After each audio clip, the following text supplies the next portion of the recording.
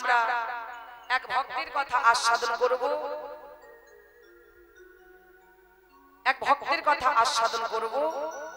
আর বাবা আমরা যদি মন প্রাণ দিয়ে অতি ধৈর্য ধরে এই ভক্ত কথা ভক্ত লীলা আস্বাদন করতে পারি বাবা, তাহলে লীলার মাধ্যমে আমরা বুঝতে পারবো, জানতে পারবো যে যেই সব ভক্ত অনেক কষ্ট করে অনেক সাধন ভজন করে ভগবানের সান্নিধ্য লাভ করেছিলেন, আমরা যদি তাদের চলার পথ অনুসরণ করে চলি তাহলে আমরাও হয়তো কোনোদিন না কোনোদিন ভগবানের সান্নিধ্য লাভ করবই। নিতাই গৌর প্রেমানন্দে হরি হরি। তাই আজকের আমাদের আস্বাদনের বিষয়বস্তু বা গীতব্য বিষয়বস্তু ভক্ত প্রভু শ্যামানন্দ বা দুঃখী কৃষ্ণ দাস। এই যে শ্যামানন্দ বা দুঃখী কৃষ্ণ দাস তিনি পূর্বে গিয়েছিলেন বাবা। দেখুন কৈলাসপতি ভোলানাথ শিব ঠাকুর মাইরা এই কলিযুগে কলিকালে একবার নয় দুইবার এসেছিলেন বাবা সেটা করে কলিযুগে। তিনি প্রথমে এসেছিলেন অদ্বৈত আচার্য রূপে এবং দ্বিতীয়বার তিনি এসেছিলেন মানে অদ্বৈত আচার্য প্রভুর যে পরের অবতার, যে পরের জন্ম, এই হলো ভক্ত প্রভু শ্যামানন্দ বা দুঃখী কৃষ্ণ দাস। তাই তো, তাহলে অদ্বৈত আচার্য প্রভুর পরের অবতারই হলো দুঃখী কৃষ্ণ দাস। তাই আজকের আমাদের আস্বাদনী বিষয়বস্তু বা গীতব্য বিষয়বস্তু ভক্ত প্রভু শ্যামানন্দ বা দুঃখী কৃষ্ণ দাস। মেদিনীপুর জেলার ধারেন্দা বাহাদুরপুর গ্রাম, সেই গ্রামে বাবা, সেই গ্রামের মধ্যে খুব ছোট্ট একটা পরিবার। সেই ছোট্ট পরিবারের যিনি কর্তা তার নাম কি কৃষ্ণ মণ্ডল, এবং কৃষ্ণ মণ্ডলের সহধর্মণীর নাম কি দুরিকা দেবী। কৃষ্ণ মণ্ডলের সহধর্মিনীর নাম কি বললাম? দুরিকা দেবী, তাই তো। কিন্তু বাবা তাদের বড়ই অভাবের সংসার, বড়ই দরিদ্রের সংসার। কথায় আছে না যে নুন আনতে পান্তা ফোড়ায়, তাই তো বাবা, নুন আনতে পান্তা ফোড়ায়। সংসারে ঠিক সেই রকম হাল হয়েছে। অভাবের যন্ত্রণা আর সহ্য করতে না পেরে, দরিদ্রের যন্ত্রণা সহ্য করতে না পেরে একদিন দুরিকা দেবী কৃষ্ণ মণ্ডলকে ডেকে বললেন, স্বামী গো,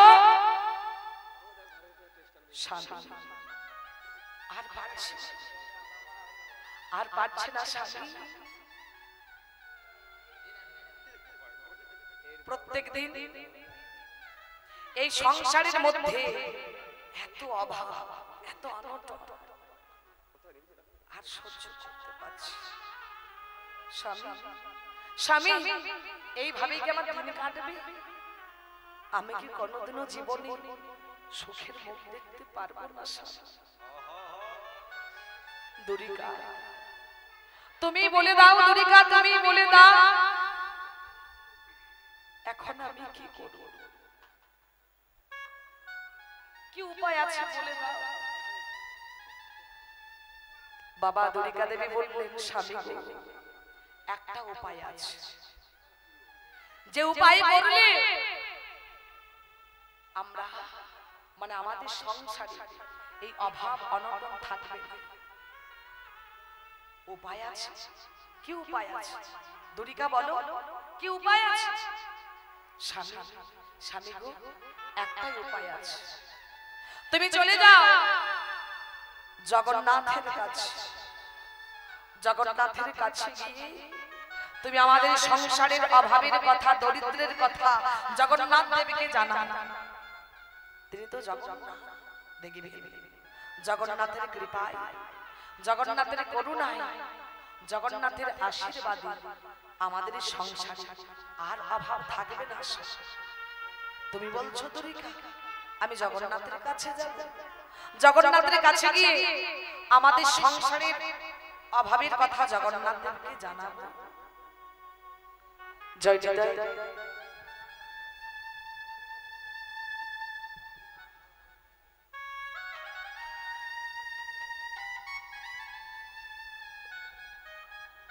কিন্তু দুর্গা যেই জগন্নাথের কাছে মানুষ যায় কৃপা চাইতে,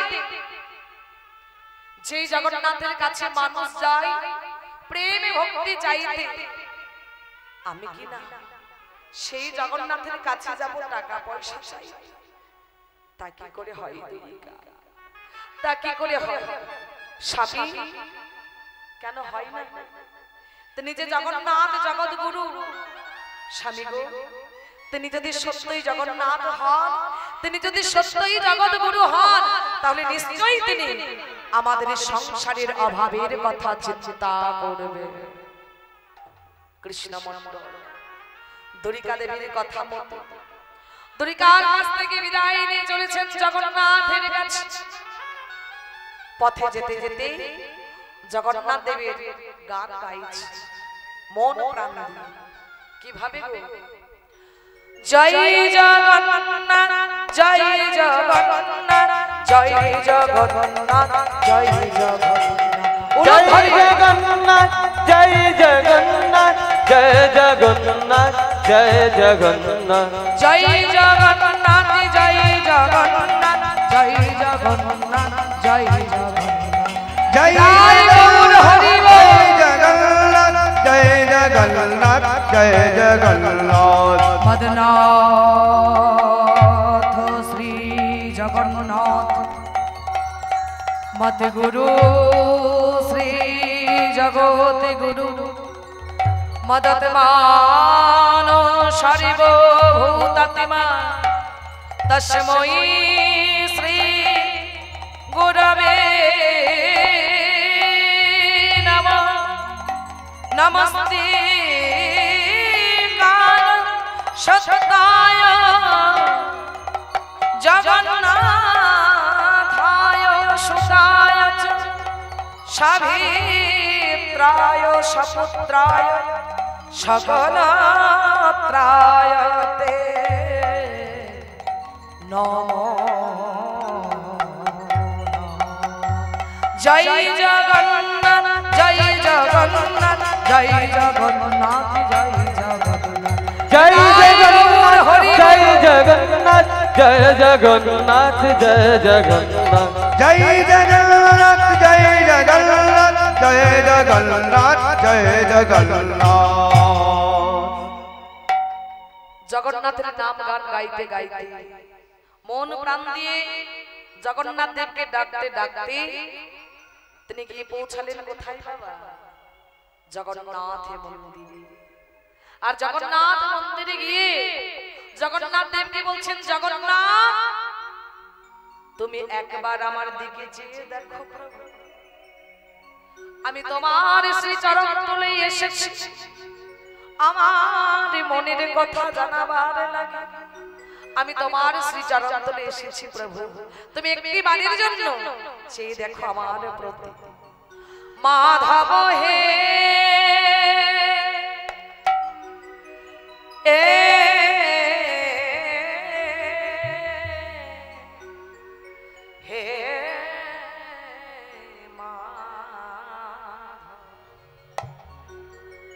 বহুত মেহনতি করি তো হে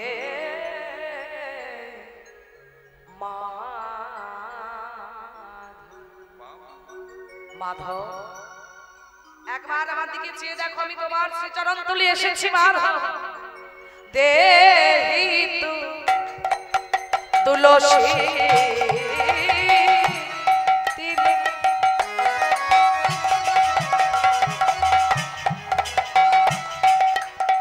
এ দেহ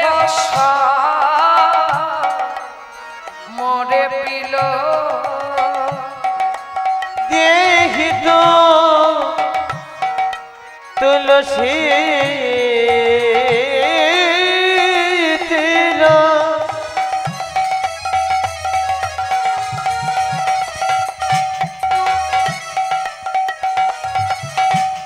ये देखो मद पिलो माधव दया जने दया নাছো রবি মাধব দয়া জনে নাচ রবি গণইতে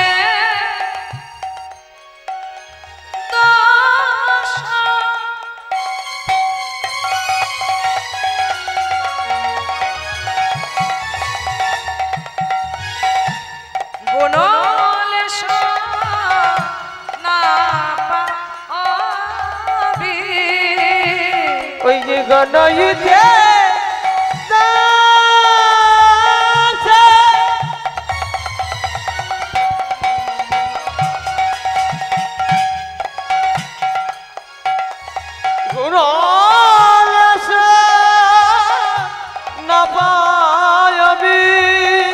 জবত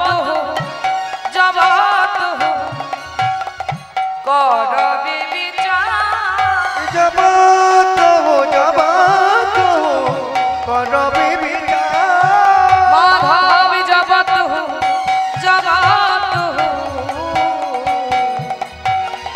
करबी বিচার মাধব জবত করবি বিচার তো হো যা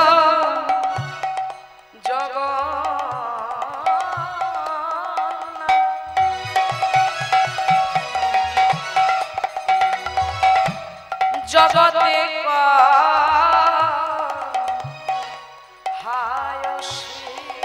माधव तू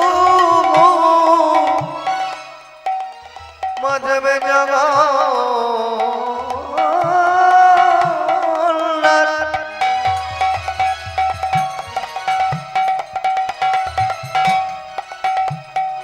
जगत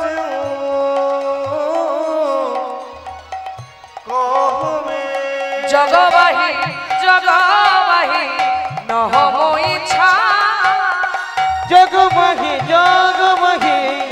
नहीं मोट আমি যে জগৎ ছাড়া নই গো আমি যে জগৎ ছাড়া নই গো তোমায় জগন্নাথ সবাই বলে আমি যে জগৎ ছাড়া নই तुम्हें जगन्नाथ सबाई बोले আমি যে জগৎ ছাড়া নই গো জগন্নাথ সবাই বলে আমি যে जगत छाड़ा नई गो জগন্নাথ সবাই বলে আমি যে জগৎ ছাড়া নই গো জগন্নাথ সবাই বলে আমি যে জগৎ ছাড়া নই গো জগন্নাথ সবাই বলে আমি জয় বাবুর হরি হরি জগন্নাথ সবাই বলে আমি যে জগৎ ছাড়া নই গো জগমহি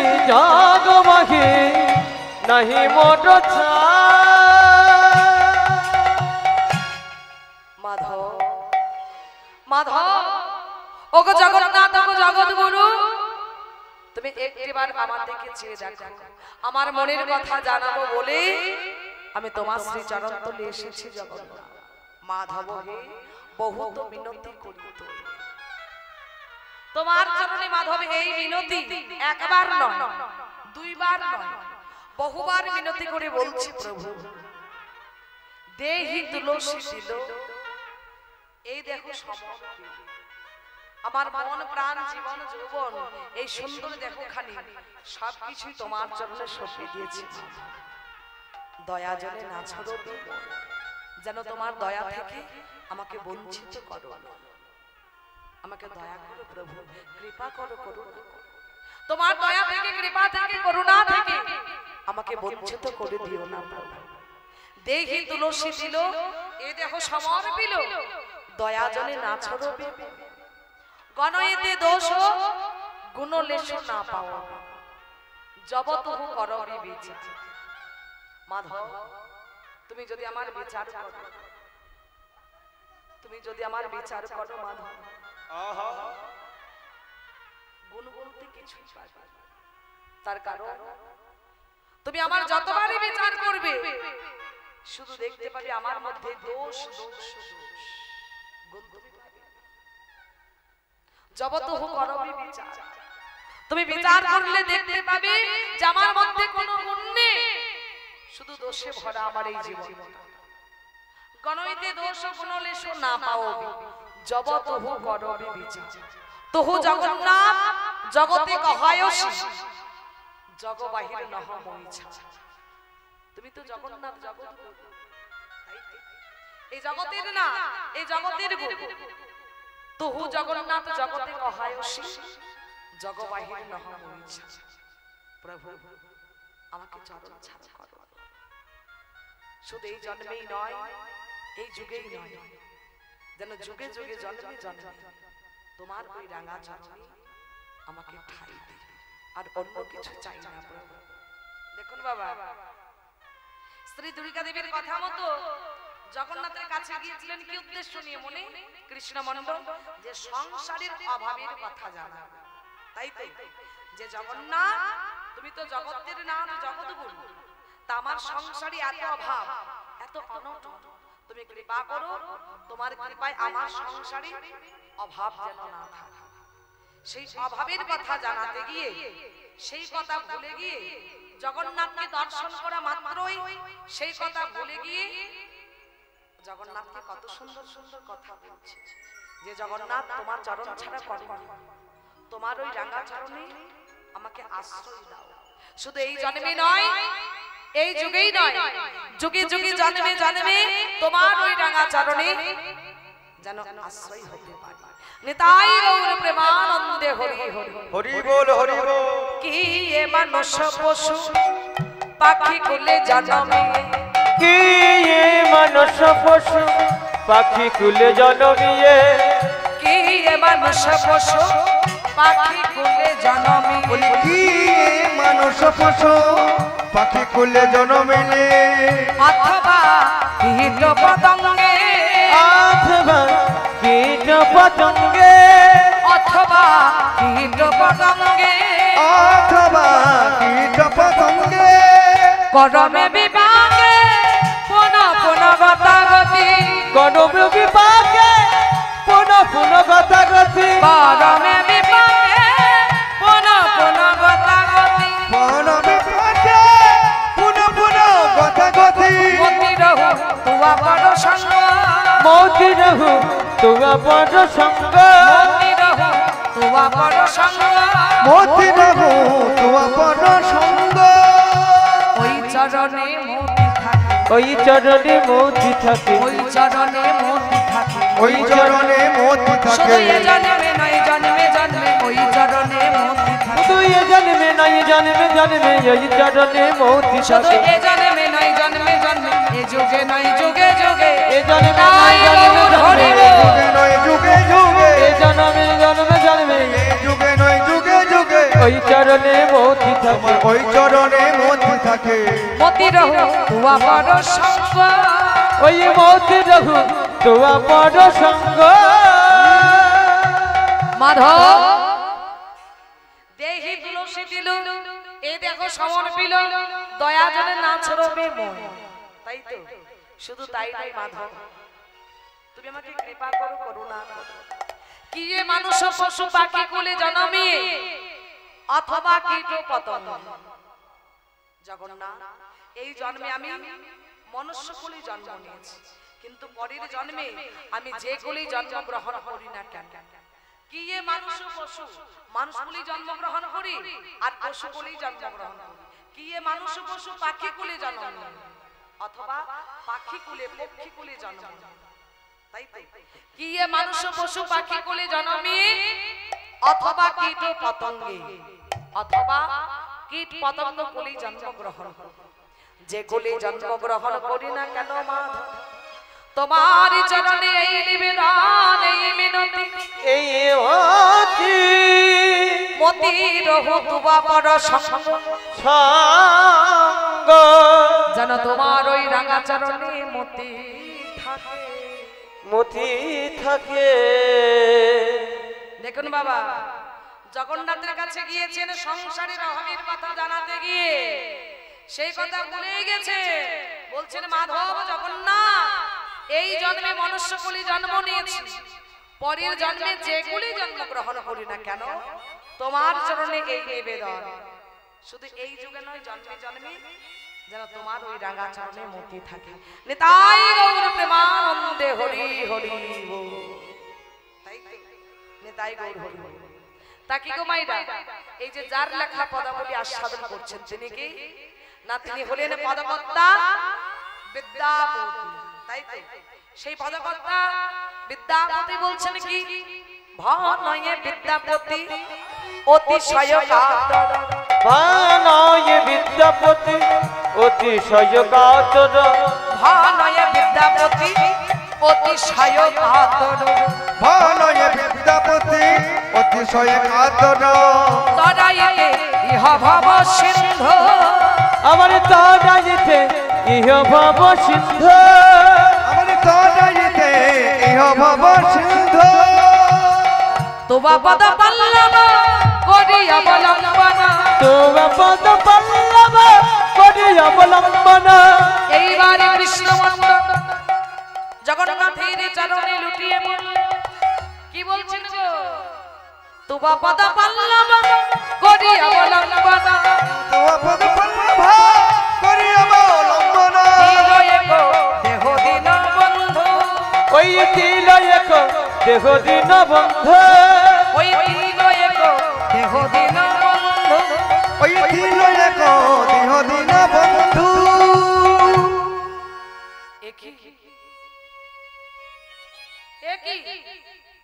আমি কি জগন্নাথের কাছে চাইলাম, আমি জগন্নাথের কাছে একই চাইলাম, তিল এক দেহ দিন বন্ধু। আমি তো এসেছিলাম জগন্নাথ দেবকে আমার সংসারের অভাবের কথা জানাতে, কিন্তু সেই কথা বলে গিয়ে আমি জগন্নাথের কাছে একই চাইলাম, তিল এক দেহ দিন বন্ধু। ওগো মাধব, ওগো মাধব, ওগো মাধব, আমি টাকা চাই না, পয়সা চাই না, ধন দৌলত কিছুই চাই না, কিছুই চাই না। আমার যে একটা অভাব আছে মাধব, আমার একটা অভাব আছে, আমি যে নিঃসন্তান, আমার কোনো সন্তান সন্ততি নেই, তাই কৃপা করে আমায় জান একটা কৃষ্ণ ভক্ত সন্তান দিও, কৃষ্ণ ভক্ত সন্তান দিয়া, একটা কৃষ্ণ ভক্ত সন্তান দিও, কৃষ্ণ ভক্ত সন্তান দিও, যে সন্তান তোমার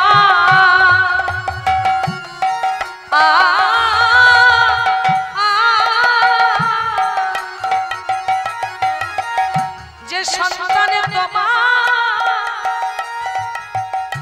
নামে গাইবে,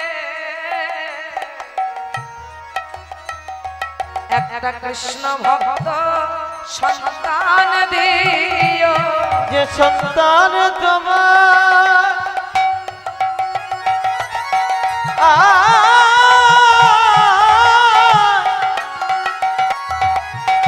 নাম গাইবে,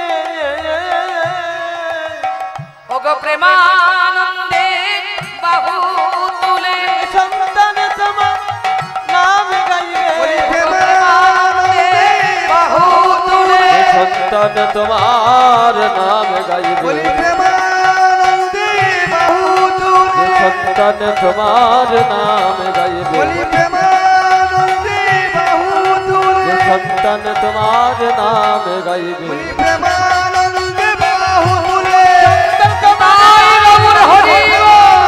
বাহু তুলে, সন্তান তোমার নাম গাইবে, কৃষ্ণ ভক্ত সন্তান দিয়া।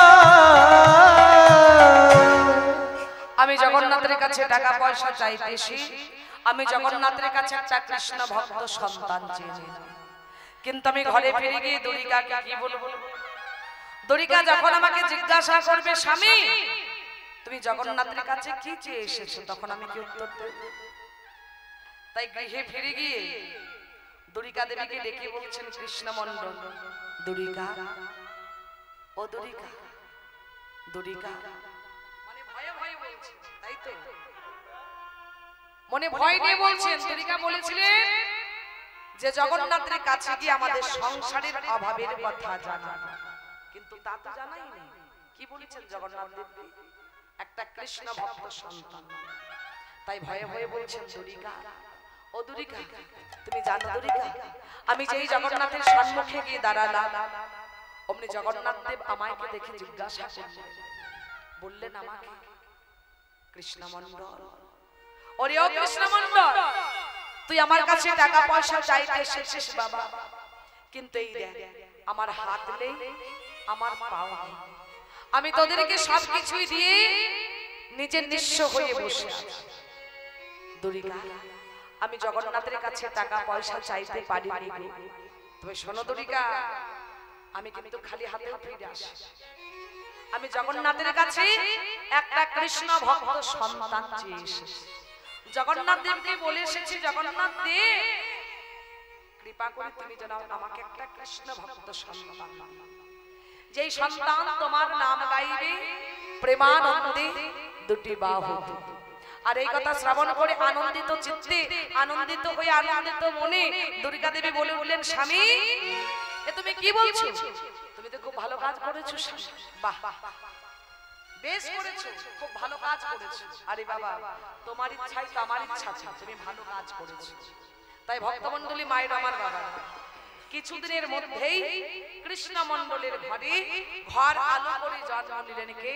সেই পরম ভক্ত, ভক্ত প্রভু শ্যামানন্দ বা দুঃখী কৃষ্ণ দাস।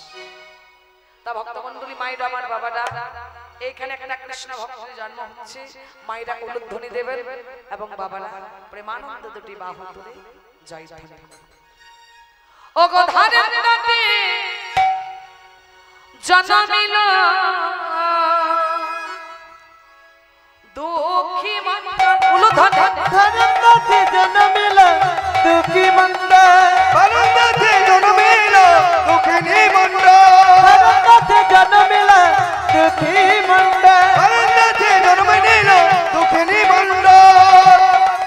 ওই গো ধারের রাতে জন্মিল দুঃখী মণ্ডল, মাতার নামে দুর্গা পিতা কৃষ্ণ মণ্ডল, আমার মাতার নামে দুর্গা পিতা কৃষ্ণ মণ্ডল, মাতার নামে দুর্গা পিতা কৃষ্ণ মণ্ডল, আমার মাতার নাম দুর্গা পিতা কৃষ্ণ মণ্ডল, পুত্র হেরে পিতা মাতার আনন্দ না ধরে, পুত্র হেরে পিতা মাতা আনন্দ না ধরে, পুত্র পিতা মাতা আনন্দ না ধরে, পাড়া প্রতিবেশী সবে জয় ধ্বনি করে, আমার পাড়া প্রতিবেশী সবে জয় ধ্বনি করে, ওই পাড়া প্রতিবেশী সবে জয় ধ্বনি করে, আমার পাড়া প্রতিবেশী সবে জয় ধ্বনি করে, পাড়া প্রতিবেশী সবে জয় ধ্বনি করে, উলুধ্বনি শঙ্খধ্বনি করে নারীগণ, উলুধ্বনি ধ্বনি শঙ্খধ্বনি করে নারীগণ, উলুধ্বনি শঙ্খধ্বনি করে নারীগণ, ধ্বনি শঙ্খধ্বনি করে নারীগণ, স্বর্গ হতে পুষ্প বৃষ্টি করে দেবগণ, বলি স্বর্গ হতে পুষ্প বৃষ্টি করে দেবগণ,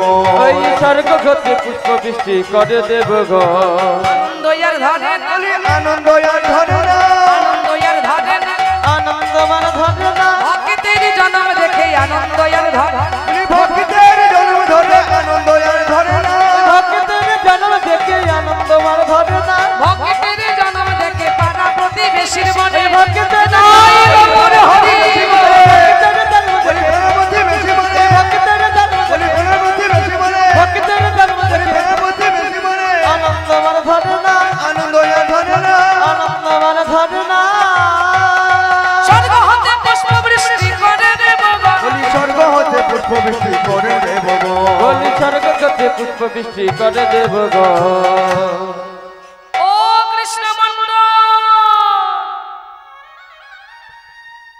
বলি ও কৃষ্ণ মণ্ডল, তুমি ওখানে বসে বসে হরি নাম করছো, কৃষ্ণ নাম করছো, আরে বাবা এদিকে যে তোমার পুত্র সন্তান হয়েছে, ও কৃষ্ণ মণ্ডল, তোমার পুত্র সন্তান হয়েছে, তুমি তোমার পুত্র সন্তানটিকে দেখবে না? বাবা যেই না কৃষ্ণ মণ্ডল সন্তানটির কাছে গিয়েছে, অমনি দুর্গা দেবী কেঁদে কেঁদে বললেন, স্বামী চেয়ে দেখো জগন্নাথ কৃপা করে আমাদের একটা সন্তান দিয়েছে, কিন্তু আমার কি মনে হয় জানো এই সন্তানটি আর বাঁচবে না। আস্তে আস্তে সেই যে জন্ম থেকে কাঁদতে শুরু করেছে এখনো পর্যন্ত তার কান্না থামে। কি গো মায়েরা, এটা হলো জন্ম রহস্য। আমরা সকলেই জানি যে পৃথিবীতে যখন মাতৃগর্ভ থেকে সন্তান সন্ততি পৃথিবীতে ভূমিষ্ঠ হয় ক্রন্দন করে কাঁদে, তাই কি গো মায়েরা, এই জায়গাটিকে মনে প্রাণে আস্বাদন করে একটা কবি বলছেন, কি বলছে, जब हम पैदा हुए जग হাসে হাম রহে, যেদিন আমরা জন্মগ্রহণ করেছিলাম সেই দিন আমরা কেঁদেছি, আর কাছের মানুষজন আপনজন আমাদেরকে দেখে আনন্দে হেসেছে। কিন্তু এই জগতে বেঁচে থাকতে থাকতে আমরা সকলে, আমরা প্রত্যেকে এমন কিছু করে যাই মায়েরা, যখন আমরা এই সুন্দর পৃথিবী থেকে বিদায় নেব তখন কি হবে? তখন জগতের মানুষ, কাছের মানুষ, আপনজন, আত্মীয়স্বজন আমাদেরকে দেখে কাঁদবে, আমাদেরকে দেখে কাঁদবে, আর আমরা হাসতে হাসতে বিদায় নেব। যেমন হাসতে হাসতে বিদায় নিয়েছিলেন কাজী নজরুল ইসলাম, রবীন্দ্রনাথ ঠাকুর, ক্ষুদিরাম বোস, আজও তারা মানুষের কাছে চিরস্মরণীয় হয়ে আছে। আজও তাদের জন্য মানুষ কাঁদে। বাবা ক্ষুদিরাম বোস কাঁদতে কাঁদতে গলায় টেনে ফাঁসি পড়েছে। একবার বিদায় দে মা, ঘুরে আসি, হাসি হাসি পড়বো ফাঁসি, দেখবি জগৎবাসী। একবার বিদায় দে মা, ঘুরে আসি। তাহলে যখন কোন সন্তান সন্ততি মাতৃগর্ভ থেকে, মাতৃজঠর থেকে পৃথিবীতে ভূমিষ্ঠ হয় তখন কিন্তু সে ক্রন্দন করে, মা কাঁদে। তাই দুর্গা দেবী সেই সন্তানটিকে, পুত্র সন্তানটিকে কোলে লইয়ে বলছেন, স্বামী গো এই যে দেখো জগন্নাথের কৃপায় আমাদের একটা পুত্র সন্তান হয়েছে, কিন্তু আমার মনে হয় সন্তানটা আর বাঁচবে না। সেই যে জন্ম থেকে কাঁদতে শুরু করেছে এখনো পর্যন্ত কান্না থামেনি। স্বামী একটু মধু এনে দাও, একটু মধু এনে দাও। কে গো মায়েরা, আমরা গুরুজনদের মুখ থেকে শুনেছি যে আগেকার দিনে নাকি যখন কোনো বাচ্চা জন্ম নিত, জন্মাবার পরেই নাকি তার মুখে মধু দেওয়া হতো। এখন দেওয়া হয়? কি গো মায়েরা, ও মা, মধু দেওয়া হয়? এখন হাসপাতালে জন্মাবার সঙ্গে সঙ্গে গরম জল, তাই তো? নিতাই গৌর হরি হরি। তাই বলছেন স্বামী একটু মধু এনে দাও না, আমার সন্তানের মুখে দেব। কিন্তু বাবা এত অভাব যে মধু যে কিনবেন কৃষ্ণমন্ডল, সেই পয়সা নেই। দুরিকা, দুরিকা আমি মধু কোথায় পাবো? দুরিকা কেন স্বামী, দোকান থেকে এনে দাও। না না না দুরিকা, আমার কাছে যে পয়সা নেই, কিভাবে আনবো দোকান থেকে? স্বামী পয়সা নেই তাতে কি হয়েছে, যাও না এখন ধার করে এনে দাও, পরে শোধ করে দেব। না না দুরিকা, আমি ধার করতে পারবো না। তার কারণ কি জানো? ধার করে আমি যদি শোধ করতে না পারি তাহলে পরের জন্মে তার বাড়ির কুকুর হয়ে জন্ম। তুমি কি চাও যে পরের জন্মে পরের বাড়ির কুকুর হয়ে আমি জন্ম? তবে হ্যাঁ দুরিকা, তুমি কোনো চিন্তা করো না, আমাদের পুত্র সন্তানের মুখে মধু দিতে না পারি কিন্তু কর্ণে মধু দেব। তাই কৃষ্ণমন্ডল পুত্র সন্তানটির মুখে মধু দেওয়ার পরিবর্তে কোথায় মধু দিচ্ছেন গো? কর্ণে, অর্থাৎ কানে। এত বল শোনাইল ওই মধুরে কৃষ্ণ না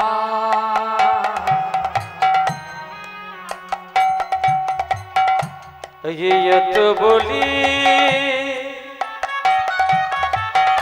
শোনা এলো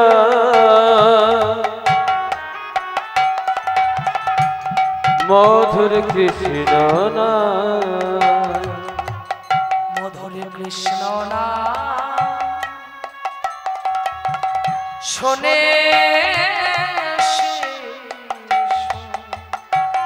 হাসে আর কৃষ্ণ নাম শুনে শিশু হাসে অবিরা ও তার কাঁদা বদনে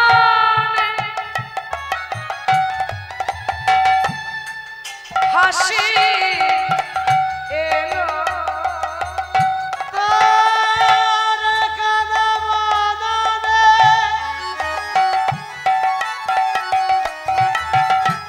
হাসি এলো মধুর কৃষ্ণ না শোনে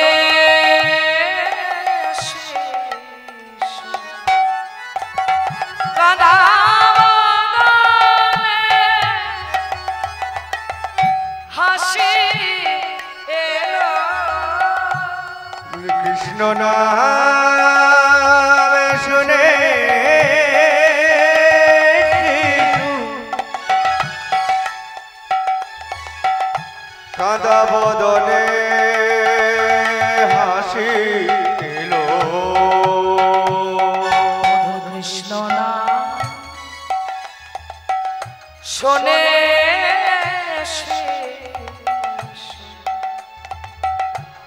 কাঁদা বদনে হাসি এলো মধুর কৃষ্ণ না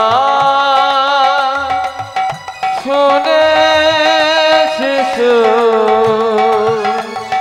হাসে হাসে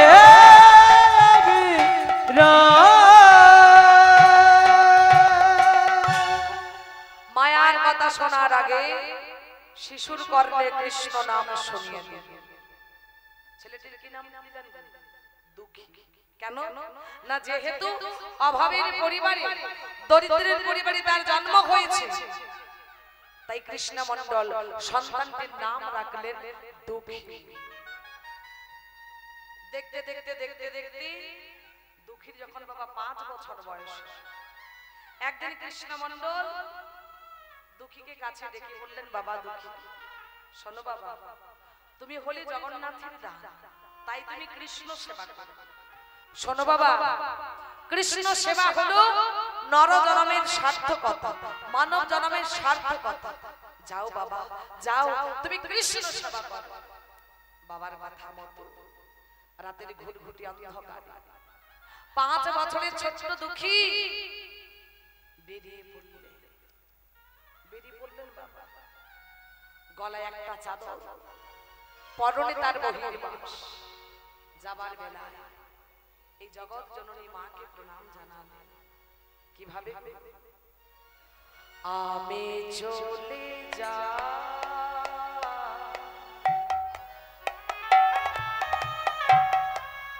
আমি চলে যা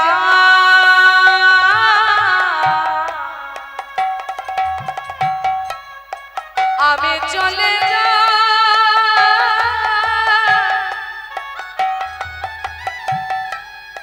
আমি চলে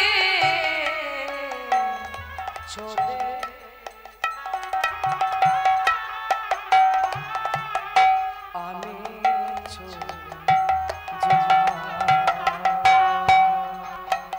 জননী জন্ম ভূমিষ্ঠ সারে গানপি গড়িয়াসি জননী জন্ম জন্মভূমিষ্ঠ সারে গানপি গড়িয়াসি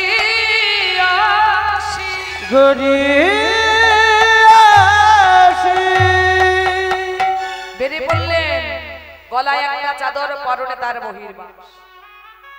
যেতে যেতে যেতে যেতে পথের মধ্যে সকাল হলো, দেখা হলো একজন বৃদ্ধ মানুষের সঙ্গে, বয়স্ক মানুষের সঙ্গে। 5 বছর দুঃখী বললেন, দাদু, ও দাদু, বলে দিতে পারবি নবদ্বীপ কোন দিকে? আমি নবদ্বীপে যাব। সে বৃদ্ধ মানুষটি মনে মনে ভাবছে যে এত কম বয়সে, এত অল্প বয়সে কেউ কি নবদ্বীপে যায়?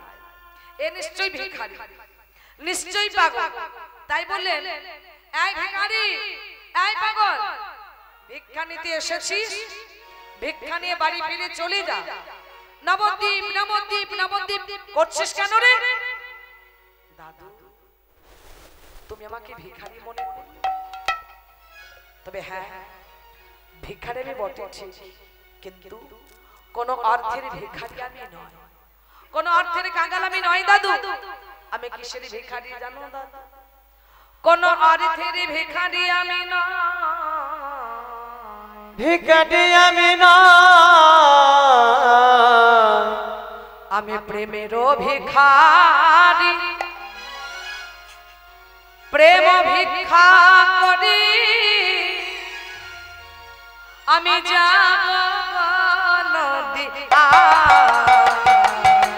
আমি প্রেমের ভিখারি, প্রেম ভিক্ষা করি যাব গো নদিয়া। আমি প্রেমের ভিখারি, প্রেম ভিক্ষা করে যাব নদিয়ায়। প্রেমের ভিখারি, প্রেম ভিক্ষা করি যাব গো নদিয়া। মুখে হরি হরি দুটি বাহু তোলে, মুখে হরি হরি বলে দুটি বাহু তুলে। মুখে হরি হরি দুটি বাহু তোলে, হরি হরি বলে দুটি বাহু তুলে যাব নদী।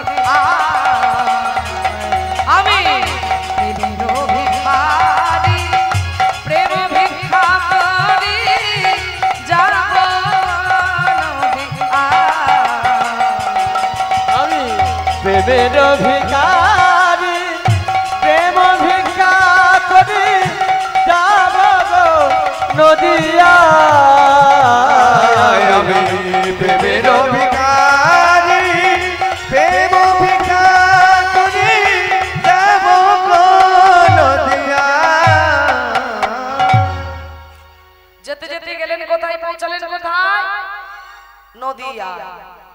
নদিয়ায় গিয়ে নদিয়ায় উপস্থিত হয়ে হৃদয় চৈতন্য ঠাকুরের জয়ধ্বনি করছেন কেমন ভাবে? হৃদয় চৈতন্য ঠাকুর কি জয়, হৃদয় চৈতন্য ঠাকুর কি জয়, হৃদয় চৈতন্য ঠাকুর কি জয়। হৃদয় চৈতন্য ঠাকুর বলে উঠলেন, কে বাবা তুই? কি নাম তোর? আমার কাছে কেন এসেছিস তুই বাবা? ছোট্ট দুঃখী 5 বছরের দুঃখী করে জোরে বললেন, আমার নাম দুঃখী, আমার বাবার নাম কৃষ্ণ মন্ডল, আমার মায়ের নাম দুরিকা দেবী মন্ডল।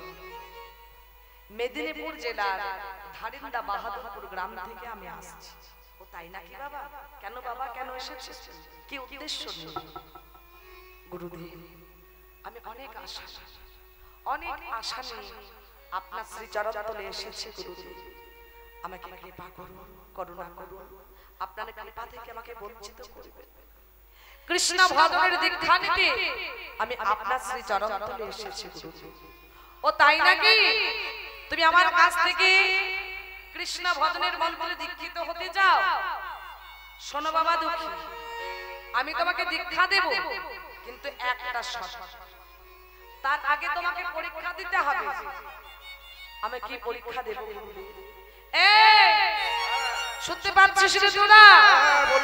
কে কোথায় রয়েছিস? শিগগিরই আয়, একটা মাটির হাঁড়ি আনবি। মাটির কলসি এনে অন্যান্য শিষ্যগণ গুরুদেবের হাতে দিবে। এই নেন গুরুদেব মাটির কলসি। সেই মাটির কলসি লয়ে গুরুদেব হৃদয় চৈতন্য ঠাকুর বলে উঠলেন, এই নাও বাবা দুঃখী, এই মাটির কলসি লয়ে তুমি প্রতিদিন ওই গঙ্গা থেকে জল আনবে আর তুলসী বন সিঞ্চন করবে, এইটাই হবে তোমার কৃষ্ণ। ছোট্ট দুঃখী 5 বছরের দুঃখী মনের আনন্দ গুরুদেবের দেওয়া সেই মাটির কলসি লয়ে গঙ্গা থেকে জল আনছেন আর তুলসী বন সিঞ্চন করছেন। আর মুখে কি বলছেন? জয় জয় শ্রী গুরু গুরু আমার প্রেম কলপত। জয় জয় শ্রী গুরু গুরু আমার প্রেম কলপত গুরু। জয় জয় গুরু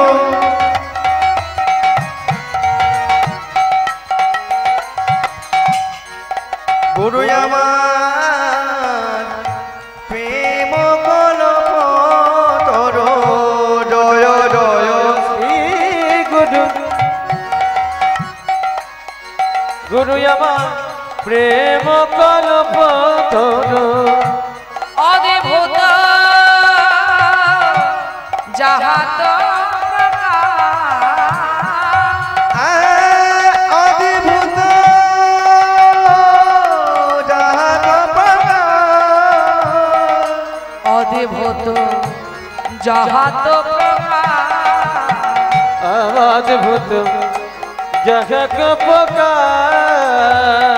গঙ্গা থেকে মাটির কলসি লইয়ে জল বইয়ে তুলসী বৃক্ষের গোড়ায় গোড়ায় জল দিচ্ছেন আর কি বলছেন? জয় জয় জয় গুরু।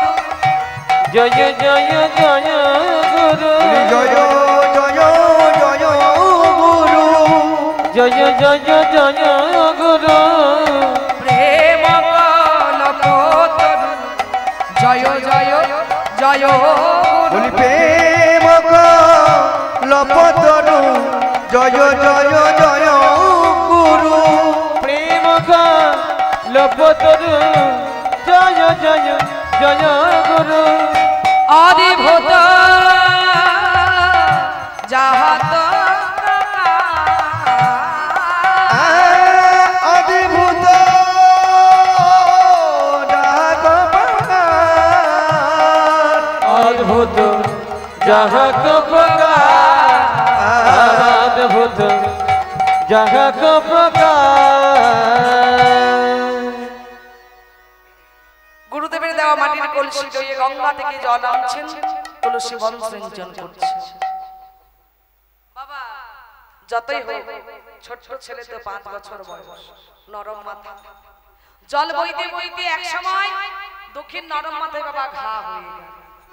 কিছুদিন পরে বারে পোকাও পর্যন্ত হয়ে গেল সেই ঘাই। ঝট ঝট ঝট ঝট ঝট ঝট করে দক্ষিণ মাথা থেকে পোকা পড়তে থাকে। দুঃখী যন্ত্রণায় ছটফট ছটফট করতে থাকে। এ আমার কি হলো, এ আমার কি হলো, এবার আমি জল বইবো কিভাবে? আর আমি যদি জল বইতে না পারি তাহলে তো গুরুদেব আমাকে কৃষ্ণ ভজনের মন্ত্রে দীক্ষিত করবেন। এ আমার কি হলো, এ আমার কি হলো, এ আমার কি হলো। করলেন কি, মাথায় বেশ ভালোভাবে পাকড়ি বেঁধে জল বইতে লাগলেন। একদিন কিন্তু গুরুদেবের নজরে পড়ে যায়। গুরুদেব হৃদয় চৈতন্য ডাক করে বলে উঠলেন, দুঃখী প্রধান নেতা দুঃখী, এই দুঃখী, তোর মাথায় পাগড়ি কেন? খোল পাগড়ি, খোল বলছি। না না না না না না না গুরুদেব, এই পাগড়ি আমি খুলতে পারবো না, এই পাগড়ি আমাকে খুলতে বলবেন না। কি মুখের উপর কথা? এখন থেকে যদি আমার কথার অবাধ্য শোনা জানি পরে কি হবে? যেই না জোর করে দুঃখীর মাথা থেকে পাগড়িটি খুলে দিলে অমনি তিনি চমকে উঠলেন। এ কি দুঃখী, এ আমি কি দেখছি রে? তো সারা মাথায় ঘা হয়েছে, সারা মাথায় ঘা হয়েছে, পোকা হয়েছে। বাবা তুই তো আমার সন্তানের মতো, বল বাবা একটিবার কেন বলবি না যে গুরুদেব আমার মাথায় ঘা হয়েছে, পোকা হয়েছে। বাবা তুই যদি একবার আমাকে বলতিস গুরুদেব আমার মাথায় ঘা হয়েছে, পোকা হয়েছে, তাহলে আমি তোকে এত কষ্ট করতাম। বল একটিবার কেন বলবি? ছোট দুঃখী 5 বছর দুঃখী কেঁদে কেঁদে বলছিল গুরুদেব, গুরুদেব গুরুদেব আমি আগে আপনাকে বলতে পারতাম গুরুদেব আমার মাথায় ঘা হয়েছে, পোকা হয়েছে, কেন বলিনি জানেন? আমি যে বাবার মুখে শুনেছি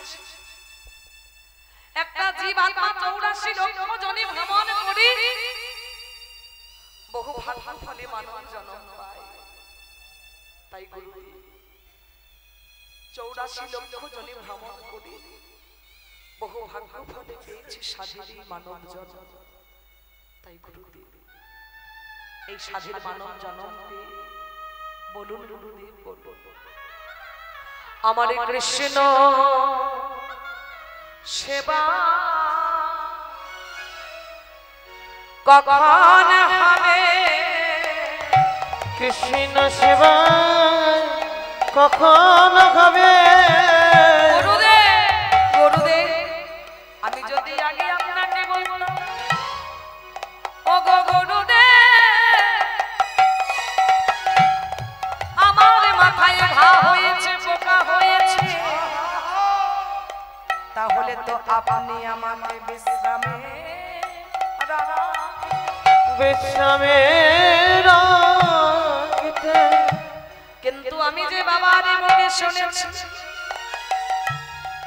একটা জীবাত্মা 84 লক্ষ জনে ভ্রমণ করে বহু ভাগ্য ফলে মানব জন্ম পায়। তাই 84 লক্ষ জনে ভ্রমণ করে বহু ভাগ্য ফলে পেয়েছি সাধেরই মানব জন্ম। তাই গুরুদেব বলে দেন এই সাধের মানব জন্ম পেতে আমার কৃষ্ণ সেবা কখন হবে? কৃষ্ণ সেবা কখন হবে? এই সাধের মানব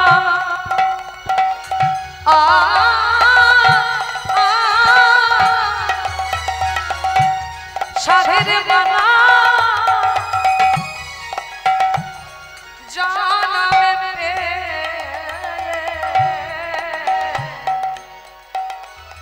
আমার কৃষ্ণ সেবা কখন হবে? এ যে সাধের মানব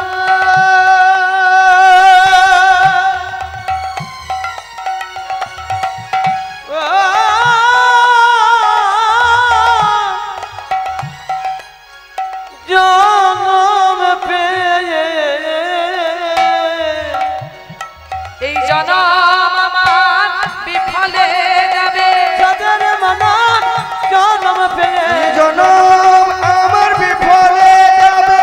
সাধের মানব জন্ম পেয়ে এই জনম আমার বিফলে যাবে। এই সাধের মানব জন্ম পেয়ে এই জনম আমার বিফলে যাবে। এই সাধের মানব জন্ম পেয়ে এই জনমে আমার তাই গৌর হরি জন্ম পেয়ে জনমে আমার বিফলে যাবে।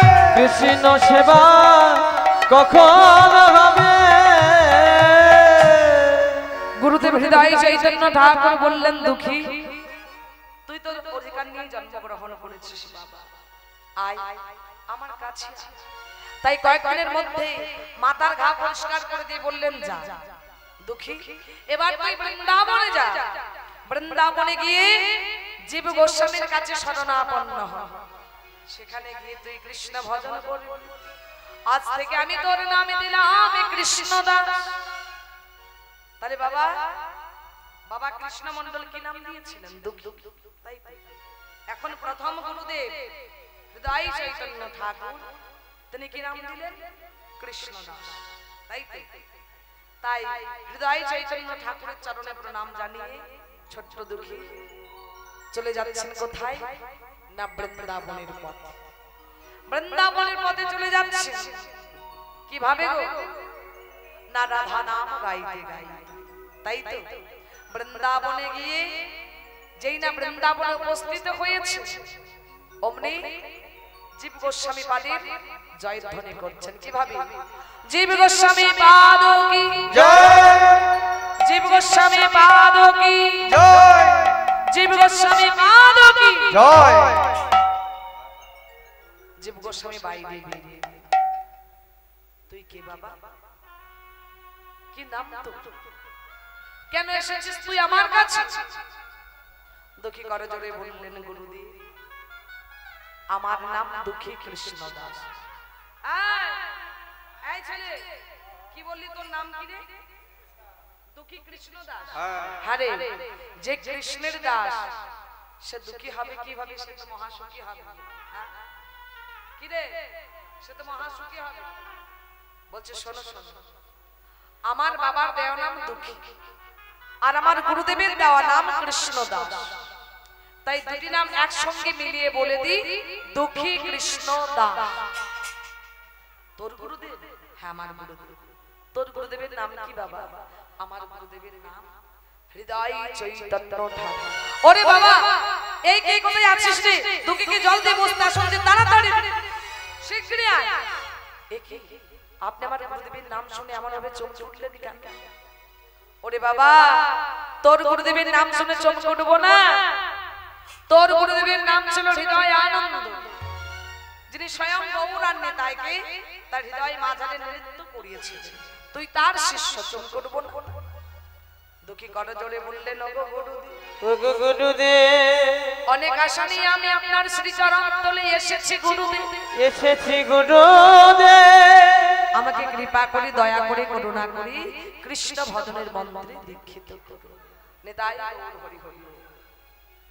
গুরুদেব বললেন শোন আমি তোকে কৃষ্ণ ভজনের মন্ত্রে দীক্ষিত করব ঠিক কিন্তু আজ থেকে তোর নতুন পরিচয় হবে আজ থেকে পূর্বের সমস্ত কথা তোকে ভুলে যেতে হবে। তোর নাম কি তোর বাবা মায়ের নাম কি তোর কোন গ্রামে বাড়ি সবকিছু ভুলে যেতে হবে। আজ থেকে আমি তোর নতুন নাম দিলাম কনক মঞ্জরি। কনক মঞ্জরি আজ থেকে তুই গোপী ভাবে সেবা করবি। সঙ্গে সঙ্গে দুঃখী কৃষ্ণ দাস বলি উঠলেন জানিবা শুনেছি এই বৃন্দাবনে 64 রকমের সেবা 64 রকম সেবার মধ্যে আমি কোন সেবা করব গুরুদেব কোন সেবা করব?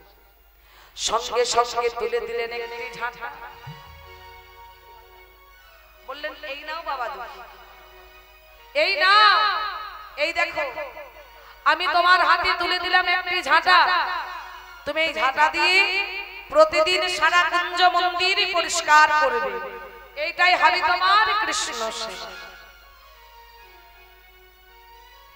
বাবা সঙ্গে সঙ্গে দুঃখী সেই ঝাঁটা থেকে বুকে জড়িয়ে নয়নের জলে স্নান করিয়ে নি বলছেন ওরে ঝাঁটা রে ওরে ঝাঁটা রে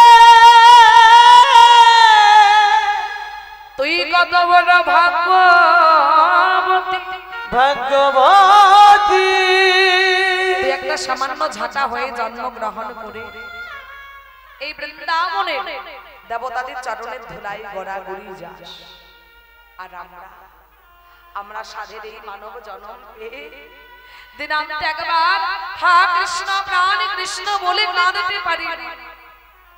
ওরে ঝাঁটাটি তোর কাছে আমি একটা নিবেদন তুই যাদের চরণের ধুলায় গড়াগড়ি যাস ধুলায় গড়াগড়ি যা তাদের কাছে একটু আমার হয়ে জানিয়ে দিস এই জন্মে তো আমার কৃষ্ণ সেবা হলো আগামী জন্মে জানব আমি তোরই মতো আমি বৃন্দাবনে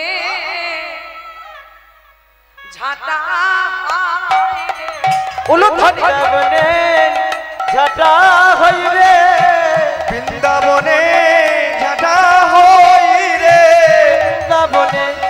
ঝাঁটা হই রে আমি ধুলাই গনা গড়ি যাব বৃন্দাবনে ঝাঁটা আমি ধুলাই গোনা গড়ি যাব হা কৃষ্ণ প্রাণ কৃষ্ণ বলে ধুলাই গনা গড়ি যাব হা কৃষ্ণ প্রাণ কৃষ্ণ বলে ধুলাই গনা গড়ি যাব কৃষ্ণ কৃষ্ণ বলে ধুলাই গনা গড়ি যাব কৃষ্ণ কৃষ্ণ বলে ধুলাই গনা গড়ি যাব কৃষ্ণ কৃষ্ণ বলে ধুলাই গনা গড়ি যাব কৃষ্ণ কৃষ্ণ বলে ধুলাই গনা গড়ি যাব বৃন্দাবনে ঝাঁটা হই রে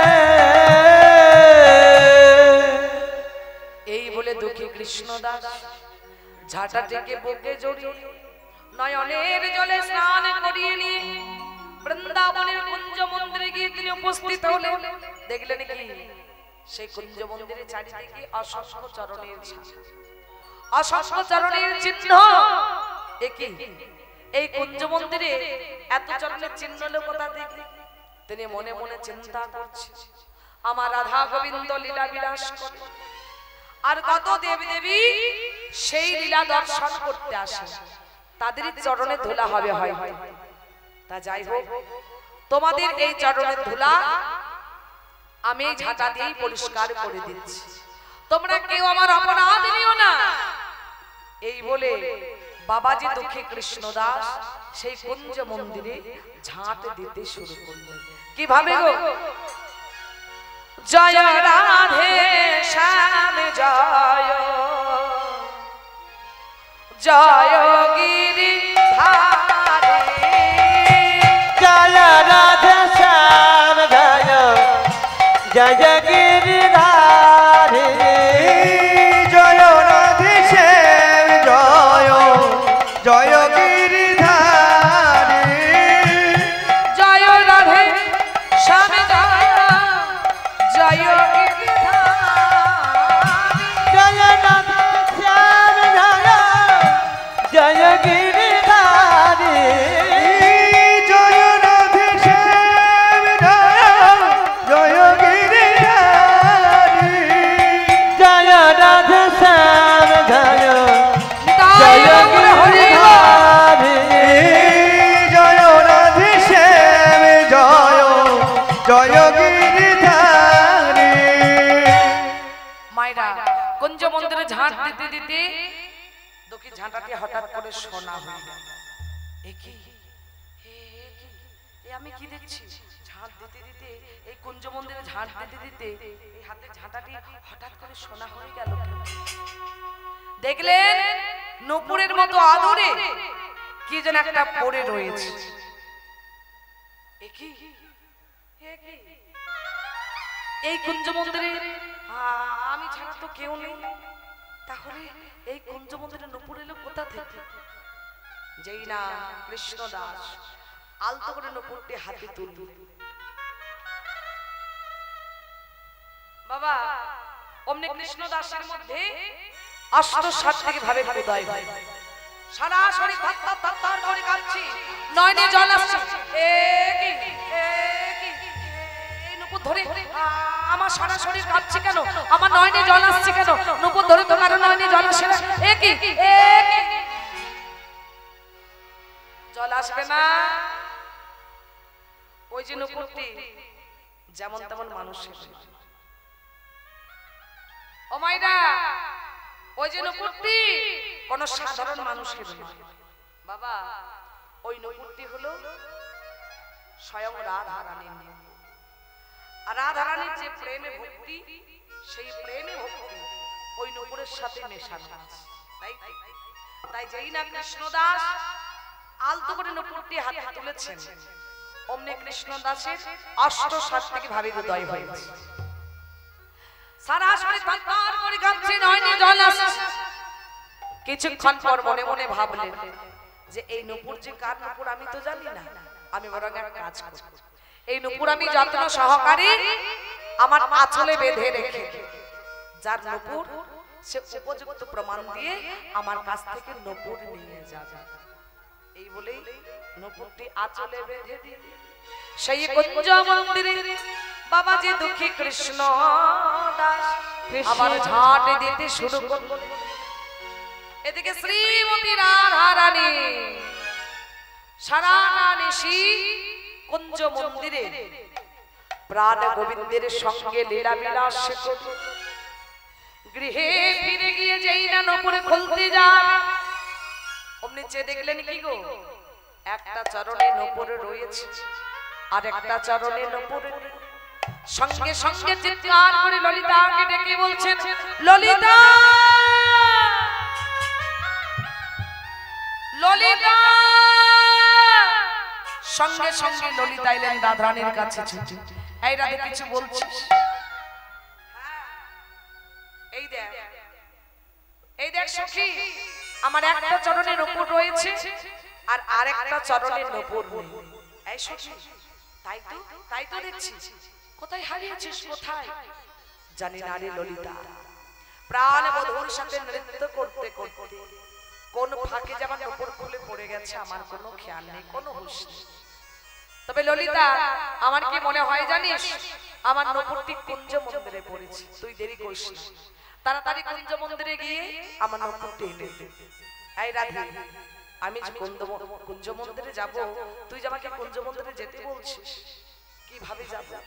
আমাকে যদি কেউ চিনে ফেলে তখন কি হবে? আরে বাবা, চিনবে কি করে? তুই বৃন্দাবনের পোশাক পরে বৃন্দাবনের মেয়ে সেজে যাবি, তোকে কেউ চিনতে পারবে না। তাহলে বৃন্দাবনের পোশাক কেমন? না নিচে ঘাগরা আর উপরে ওড়না। তাই রাধা রানীর কথা মতো আজকে ললিতা বৃন্দাবনের পোশাক পরে বৃন্দাবনের মেয়ে সেজে কুঞ্জ মন্দিরে চলে যাচ্ছে। কুঞ্জ মন্দিরে গিয়ে দেখলেন কি না, বাবাজি তখন কুঞ্জ মন্দিরে ঝাঁট দিচ্ছে। দুঃখী কৃষ্ণ দাস ঝাঁট দিচ্ছে। বাবাজি, ও বাবাজি, বাবাজি, ও বাবাজি, ও বাবাজি। কে? ভোরবেলায় নারী কণ্ঠ, আমি একা বাবাজি মানুষ। ও বাবাজি, একটা নূপুর পেয়েছি। বাবাজি মনে মনে ভাবছেন, বৃন্দাবনে এসেছি কৃষ্ণ ভজন করব বলে মিথ্যা কথা বলি কি করে? তাই বললেন, হ্যাঁ হ্যাঁ, নূপুর একটা পেয়েছি। বাবাজি, ওই বাবাজি, ও বাবাজি, ওই নূপুরটি আমাকে দিয়ে দাও। যেই না ললিতা সখী বলেছেন যে নূপুরটি আমায় দিয়ে দাও, অমনি বাবাজির নজর চলে গেছে ললিতার পায়ে। বাবাজি চেয়ে দেখলেন দুই পায়ে নূপুর রয়েছে, তাহলে কেউ আমাকে মিথ্যা কথা বলছে। তাই বললেন, এই মেয়ে, এই নূপুর যদি তোমার হবে তাহলে তোমার দুটি পায়ে নূপুর এলো কোথা থেকে? সঙ্গে সঙ্গে ললিতা তখন ঘাগরা পরেছিলেন, ঘাগরা দিয়ে পা ঢাকা দিচ্ছে। বাবাজি রেগে গিয়ে বললেন, কি? আমি ঘর ছেড়ে বৃন্দাবনে এসেছি কৃষ্ণ ভজন করব বলে, আর তুমি বৃন্দাবনে থেকে বৃন্দাবনের মেয়ে হয়ে তুমি আমাকে মিথ্যা কথা বলছো? তোমার লজ্জা করছে না? ললিতা মনে মনে ভাবছেন, আমি যখন গোড়ায় গন্ডগোল করে ফেলেছি তখন তুমি যা বলবে বলো। তাই বলছেন, বাবাজি, ওই নূপুরটি আমার নয়, আমার সখীর আমাকে দিয়ে দাও। বাবাজি বলছেন, শোনো শোনো, একটু আগে কি বলছিলে তুমি? তোমার নূপুর। এখন ধরা পড়ে গেলে তাই এখনো বলছো তোমার সখীর নূপুর। কেউ হয়তো এসে বলবে দিদির নূপুর, কেউ হয়তো এসে বলবে বোনের নূপুর। আরে বাবা, নূপুর তো একটাই, আমি কতজনকে নূপুর করব? আর তাছাড়া এই নূপুর চুরির দায়ে আমি তো আকবরের জেলখানায় যেতে পারবো না। বাবা, তখন ছিল সম্রাট আকবরের রাজত্বকাল। তাই ললিতা বললেন, বাবাজি কোনো উপায় হবে না? যে উপায় করলে নূপুরটি ফিরিয়ে দেবে। বাবাজি বলছেন, উপায় হবে না তা নয়, উপায় একটা আছে। কি উপায় বাবাজি? উপায় আছে, বলো বলো বলো। বাবাজি বললেন, শোনো, একটাই উপায় আছে। এই নূপুরটি আসলে যার নূপুর, তাকে যদি একবার এনে দেখাতে পারো পারো তাহলে নূপুর দিয়ে দেব। নপুর দিয়ে দেব। বাবাজি মনে মনে ভাবছেন যার নপুর ধরে নয়নে জল আসে, যার নপুর ধরে সারা শরীর থরথর করে কাঁপে, তাকে একবার চোখের দেখা দেখবো না? তাই ললিতা আর রাধারানীর কাছে ফিরে গিয়ে বলছেন, রাধে রাধে, ললিতা এসেছিস? নপুরটি পেয়েছিস তো? না সখী, তোর ওই নপুরটি কুঞ্জ মন্দিরে পড়েছে। এক বাবাজি ঝাঁট দিতে গিয়ে তোর ওই নপুরটি পেয়েছি। বলছেন যার নপুর তাকে ছাড়া দেবে না, তুই দেরি করিস না, তাড়াতাড়ি আমার সঙ্গে গিয়ে নপুরটি নিয়ে আয়, দেরি করলে পেলে পাবি না নপুর। হ্যাঁ রে ললিতা, আমি যে কুঞ্জ মন্দিরে যাবো কেমন ভাবে? যদি বাবাজি আমাকে চিনে ফেলেন যে আমি স্বয়ং রাধা, আরে বাবা চিনবে কেমন ভাবে? তুই আমার মতোই বৃন্দাবনের পোশাক পরে বৃন্দাবনের মেয়ে সেজে কুঞ্জ মন্দিরে যাবি, তাহলে তোকেও কেউ চিনতে পারবে না। তাহলে বৃন্দাবনের পোশাক কেমন আগেই বলেছি, নিচে ঘাগরা আর ওপরে ওড়না। তাই রাধা রানী আমার ললিতা সখীর কথা মতো বৃন্দাবনের পোশাক পরে বৃন্দাবনের মেয়ে সেজে ললিতা সখীকে সঙ্গে করে কুঞ্জ মন্দিরে চলে যাচ্ছে। সভাটি কেমন গো?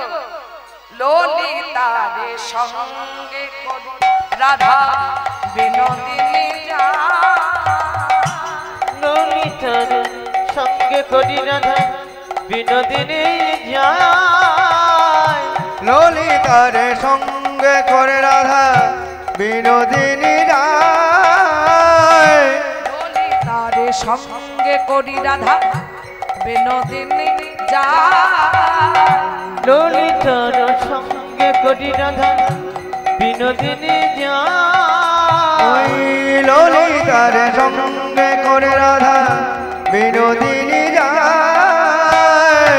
কুঞ্জদারে কৃষ্ণ দাসে দেখিবার কুঞ্জদারে কৃষ্ণ দাসে দেখিবার পায়। কুঞ্জদারে কৃষ্ণ দাসে দেখিবার আয় কুঞ্জদারে কৃষ্ণ দাসে দেখিবার পায়, দেখিবার পায়। রাধারানী বলছেন, ও বাবাজি, কোকিলের থেকে সুমিষ্ট কণ্ঠ। বাবাজি চেয়ে দেখলেন অপূর্ব সুন্দরী রমণী। বাবাজি বলছেন, বাবাজি বলছেন কি আপনি এত সুন্দরী রমণী আমি তো বৃন্দাবনে আগে কখনো দেখিনি, কি আপনি? রাধারানী বলছেন, বাবাজি একটা নূপুর পেয়েছো? বাবাজি বলছেন, ও বুঝেছি বুঝেছি, তুমি নূপুর নিতে এসেছো। শোনো শোনো ও মেয়ে, আমি তোমাকে নূপুর দিতাম কিন্তু দেব না, দিতাম তুমি যদি ওই মেয়েটাকে সঙ্গে করে না নাও। আরে বাবা একটু আগেই তো এসেছে, বলছিল তার নূপুর তার সখীর নূপুর, এখন আমার দেখছি তোমাকে কোথা থেকে ধরে নিয়ে এসে। ললিতা বাবাজি বলে, কি রে আমাকে তুই কোথা থেকে ধরে এনেছিস? ললিতা বলছেন, না ধীরে দেরি করিস না, তাড়াতাড়ি চেয়ে নে। রাধারানী বলছেন, বাবাজি এই যে দেখো আমার একটা চরণে নূপুর রয়েছে আর আরেকটা চরণে নূপুর। বাবাজি বলছেন, এও তো হতে পারে, আমি যে নূপুরটি পেয়েছি কুঞ্জ মন্দিরে সেই নূপুরটি আসলে জান নূপুর, তুমি তার চরণ থেকে আরেকটা নূপুর খুলে পড়ে এসেছো। ললিতা বাবাজি বলে, কি আমি নূপুর খুলে পড়ে এসেছি? তাই বলেন, বাবাজি তুমি এক কাজ করো, তোমার হাতে যে নূপুর রয়েছে, তোমার হাতের নূপুরের সঙ্গে আমার যে চরণে একটি নূপুর রয়েছে, দুটি নূপুর তুমি মিলিয়ে দেখে নাও। যদি দুটো নূপুর মিলে যায় তাহলে আমার নূপুর তুমি আমাকে দিয়ে দাও। বাবাজি মনে মনে ভাবছেন, বাবা বাবা বাবা এ তো খুব বুদ্ধিমতী বটে।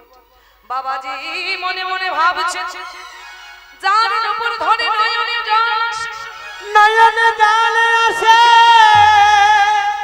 যার নূপুর ধরে সারা শরীর কাঁপে, সারা শরীর কাঁপে, তার চরণ দেখবো না?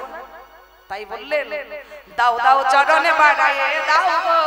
দাও দাও চরণ বাড়াইয়ে দাও গো দাও দাও চরণে বাড়ায়ে দাও গো দাও দাও চরণে বাড়াইয়ে দাও গো দুটি নূপুর মিলাইয়ে দেখব দাও দাও চরণে বাড়ায়ে দাও গো ওই দুটি নূপুর মিলাইয়ে দেখব দাও দাও চরণ বাড়াইয়ে দাও গো যেই না বাবাজি বলেছেন দাও দাও চরণ বাড়াইয়ে দাও গো সঙ্গে সঙ্গে রাধারানী বলছেন এই ললিতা ললিতা বাবাজি আমার চরণ দেখবেন মোচারা দেখিয়ে দে না দেরি করছিস তাই যেই না রাধারানী কৃষ্ণ দাসকে চরণ বাড়িয়ে দিয়েছে অমনি কৃষ্ণ দাস টপ করে চরণটি ধরে বুকের মাঝে রেখে হাত বোলাচ্ছে আর মনে মনে ভাবছে এই চরণের লাগি আমি ঘরে ছেড়ে বৃন্দাবনে এসেছি এই চরণের লাগি জল বইতে বইতে আমার মাথায় ঘা হয়ে গিয়েছিল পোকা হয়ে গিয়েছে আর রাধারানী বলছেন বাবাজি তুমি আমার চরণে হাত বোলাচ্ছ কেন না না ব্রজমা আমি তোমার চরণে হাত বোলাচ্ছি আমি মিলিয়ে দেখছি আমার হাতের নুপুরে যতগুলো নকশা কলকা তোমার পায়ের নুপুরেও ঠিক ততগুলোই নকশা কলকা আমার হাতের নুপুরে যতগুলো হিরে বসানো তোমার পায়ের নুপুরেও ঠিক ততগুলোই হিরে বসানো বাবাজি একই হয়ে গেছে তো এবার আমার নুপুর দিয়ে দাও বাবাজি বললেন শোনো শোনো নুপুর দুটি একই হলেও নুপুর দুটি মিলে গেলেও এখনো প্রমাণ হয়নি যে এই নুপুরটি তোমার বাবাজি তাহলে তুমি বা কি করে প্রমাণ করবে ওই নুপুরটি আমার নয় বাবাজি বললেন শোনো শোনো ব্রজমা তুমি আমার পরীক্ষায় পারবে না তার কারণ আমি যেখান থেকে যেই জায়গা থেকে যেই স্থল থেকে এই নুপুরটি আলতো করে তুলে এনেছি আমি কুঞ্জ মন্দিরের সমস্ত জায়গা ঝাড় দিয়েছি শুধুমাত্র সেই জায়গাটিকে বাদ দিয়ে চলো তোমার চরণের চিহ্নের সঙ্গে সেই ধুলোর চিহ্ন মিলিয়ে দেব যদি মিলে যায় তোমার নুপুর আমি তোমাকে দিয়ে দেব ভক্তমণ্ডলী মায়েরা গোবিন্দের দুটি চরণে যেমন 19টি চিহ্ন ঠিক তেমনি রাধারানীরও দুটি চরণে 19টি চিহ্ন তবে গোবিন্দের সাথে রাধারানীর পার্থক্য কোথায় না গোবিন্দের বাম চরণে 8টি চিহ্ন আর দক্ষিণ চরণে 11টি চিহ্ন আর রাধারানীর বাম চরণে 11টি চিহ্ন আর দক্ষিণ চরণে 8টি চিহ্ন তাই রাধারানী দক্ষিণ চরণে নুপুর হারিয়েছে তো তাই বাবাজি দক্ষিণ চরণের চিহ্নগুলি মিলিয়ে দিয়েছেন কি কি চিহ্ন ছত্র অরি ধ্বজ বল্লী পুষ্প বলয় পদ্ম উদ্ধরণ যেই না চিহ্নগুলি মিলে গিয়েছে এইবারে কৃষ্ণ দাস রাধারানীর চরণ দুখানি বুকে জড়িয়ে হৃদয়ে জড়িয়ে ধরে বলছেন কি বলছেন গো ওগো রাধে একবার স্বরূপ দেখা স্বরূপ দেখা রাধে একবার স্বরূপ দেখা রাধে একবার স্বরূপ দেখা যখন কৃপা করে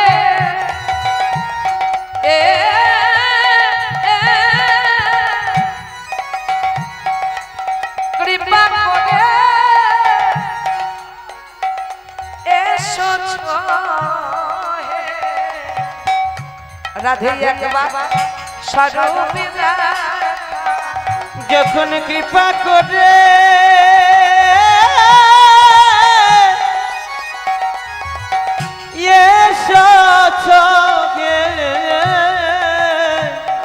বলে রাধে একবার স্বরূপ দেখা যখন কৃপা করে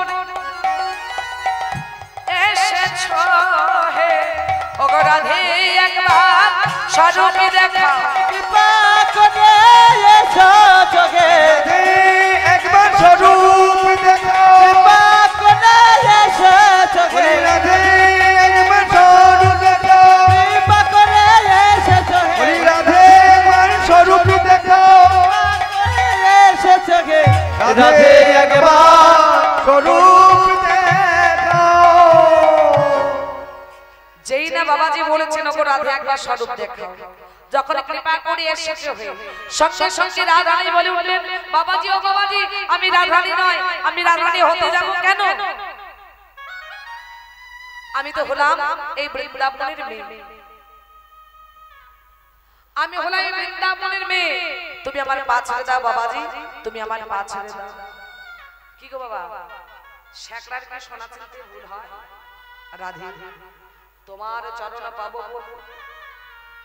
ঘর ছেড়ে বৃন্দাবনে এসেছি, তোমার চরণে পাবো বলে জল বইতে বইতে আমার মাথায় ঘা হয়ে গিয়েছিল, পোকাও হয়ে গিয়েছে। রাধারানী বলছেন, এই ললিতা, ললিতা বাবাজি আমার চরণ দেখবেন বলছেন, স্বরূপ দেখবেন বলছেন, দেখে দে না, দেরি করছিস কেন? দেখে এই ললিতা, আমি তখন থেকে লক্ষ্য করে যাচ্ছি তুই তখন থেকে শুধুমাত্র ওই বাবাজির হয়ে কথা বলে যাচ্ছিস। একবার বললি চরণ দেখিয়ে দে, চরণ দেখে না, হ্যাঁ এখন বলছিস স্বরূপ দেখিয়ে দে কেন? তুই তো আমার সখী, আমার সখী হয়ে আমার হয়ে কথা না বলে কেন তখন থেকে বাবাজির হয়ে কথা বলে যাচ্ছিস? ললিতা বলছেন, ওগো রাধে কেন বলবো না বল, ও যে পেটের দায়ে বাবাজি নয়, তোর ভক্তির দায়ে বাবাজি, তোর কৃপা পাবে বলে 5 বছর বয়স থেকে সে ঘর ছেড়ে বেরিয়েছে, এই বৃন্দাবনে এসেছে। আচ্ছা রাধে তুই বল, রাধে তুই বল, তুই বল, আজ থেকে তো তোর প্রায় 4500 বছর লীলা করা হচ্ছে, কই এর আগে তো তোর কোনোদিন নূপুর হারালো, আজকে কেন তোর নূপুর হারালো? সেই কথা কেউ ভালো করে না জানলেও আমি খুব ভালো করে জানি। রাধে আজকে কেন তোর নূপুর হারালো জানিস? রাধে জানিস তুই যে আজকে তোর কেন নূপুর হারালো? কৃষ্ণ দাসকে কৃপা করবে বলে, দাসকে কৃপা করবে বলে তাই যে নূপুর হারিয়েছে। কৃষ্ণ দাসকে কৃপা করবে বলে, তাই যে নূপুর হারিয়েছে। কৃষ্ণ দাসকে কৃপা করবে বলে, তাই যে নূপুর হারিয়েছে। দাসকে কৃপা করবে বলে, তাই যে নূপুর হারিয়েছে। দাসকে কৃপা করবে বলে, তাই যে নূপুর হারিয়েছে। দাসকে কৃপা করবে বলে, দাসকে কৃপা করবে বলে। আর রানী বললেন, বাবাজি তুমি আমার স্বরূপ দেখবে? হ্যাঁ রাধে, কিন্তু বাবাজি ওই চোখে তো আমার স্বরূপ দেখা যাবে না, যেই চোখে এই প্রাকৃতিক জগতের সবকিছু দেখা যায় সেই চোখে আমার স্বরূপ দেখা যাবে না। শোনো, আমি তোমাকে দিব্য নয়ন দিচ্ছি, সেই দিব্য নয়নে তুমি আমার স্বরূপ দর্শন করবে। বেশ রাধা, রাধা রানী আমার কৃষ্ণ দাসকে দিব্য নয়ন দিলেন, সেই দিব্য নয়নে কৃষ্ণ দাস রাধা রানীর স্বরূপ দর্শন করছে। বাবাজি স্বরূপ দেখছো? হ্যাঁ রাধা, বাবাজি আমার স্বরূপ কেমন আমায় একটু শোনাও। ওগো রাধে, ওগো প্রেমময়ী রাই, এই অনন্ত কোটি রূপের মহিমা আমি কি বলবো?